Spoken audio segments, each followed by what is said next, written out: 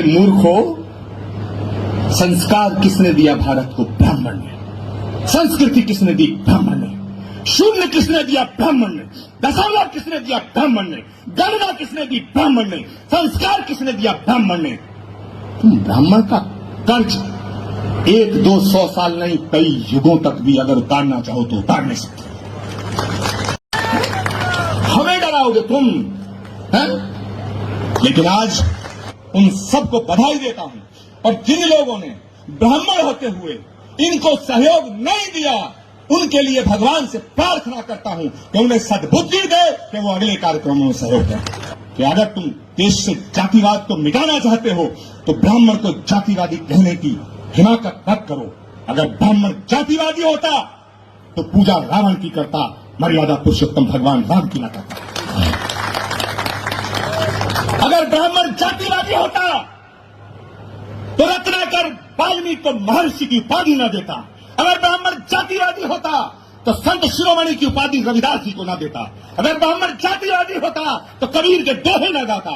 ऐसी बातें करते हैं वाहियात। मैं कहना चाहता हूं कि अगले महाकुंभ में एक प्रस्ताव आए कि अगर भारत को जातिवाद से मुक्त कराना चाहते हो, और बड़ी मजेदार बात है, जातिवादी होने का हमला हम पर वो नेता करते हैं जो एक एक जातियों के नेता हैं, जिनकी हैसियत एक एक जाति की है। ये पिद्दी ना पिद्दी के शोर में ब्राह्मणों को धमकाने की बात करते हैं। मैं कहना चाहता हूं कि अगले महाकुंभ में एक प्रस्ताव आना चाहिए।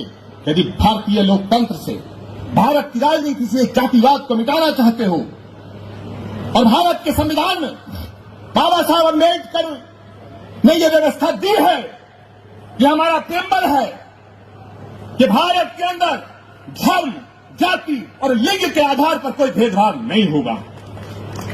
तो यदि यह व्यवस्था बाबा साहब अम्बेडकर ने दी है तो आज विद्वान जन सोचो, फिर ये जातियों के नाम पर आरक्षण भारत को विभाजित कर रहा है। जो मेरे इस कथन से सहमत है, अगर हाथ खड़े करके मुझे, तो अगले महाकुंभ में यह प्रस्ताव आएगा कि भारत को जातिगत आरक्षण से मुक्त किया जाए, और दुनिया के अंदर अगर कोई जाति है तो दो जाति है, एक अमीर है, एक गरीब है। अगर आरक्षण हो तो उसका आधार आर्थिक हो।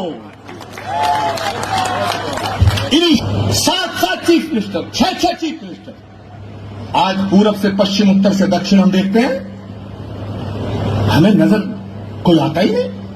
और इक्का दुक्का अगर कोई नजर आता तो वो कर्मकांड से ब्राह्मण नहीं लगता, व्यवहार से ब्राह्मण नहीं लगता, आचार विचार से ब्राह्मण नहीं लगता। मैं आज इस मंच से निवेदन करना चाहता हूं मेरे दोस्तों कि यदि ये यात्रा, और मैं इसमें यतीन्द्रानंद जी का भी साथ चाहूंगा, क्योंकि यतीन्द्रानंद जी एक बहुत ही सिद्ध संत हैं, लेकिन भारत की सत्ताधारी राष्ट्रीय पार्टी के साथ हैं। मैं कल की पीठाधीश्वर के रूप में सेवा में हूं, लेकिन मैं भारत की विपक्ष की पार्टी के साथ हूं, मगर ब्राह्मणों के हित में हमारे दोनों के बीच में कोई मतभेद नहीं है। आप फैसला करिए। मैंने तो कर लिया।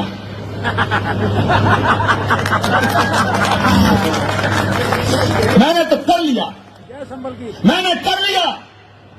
और मैं बताना चाहता हूं, ये जो हमारा हौसला है, हमारा जो जज्बा है, हमारा जो पराक्रम और पौरुष का इतिहास है, मैंने पहले भी कहा कि ब्राह्मण को समझाने की कोशिश करना, बहलाने की करना, फुसलाने की करना, बहकाने की करना, धमकाने की मत करना। मैं देश की तमाम हुकूमतों से कहना चाहता हूं, और वो जब मैं कह रहा हूं हुकूमतों से कहना चाहता हूं, तो उसमें वो हुकूमतें भी हैं जो हमारी पार्टी की हैं। मैं उन सब हुकूमतों से कहना चाहता हूं, वो हुकूमत भी है जो हम पे निशाना साधती है। मैं दोनों हुकूमतों से कहना चाहता हूं कि जज्बे शौक़े शहादत को क्या कीजिए, शहादत के शौक के जज्बे को क्या कहिए, कि जज्बे शौक़े शहादत को क्या कीजिए। आज हमने हथेली पे सर ले लिया, आज हमने हथेली पे सर ले लिया, और कत्ल होने से अब हम डरे किस लिए? कातिलों के मोहल्ले में घर ले लिया।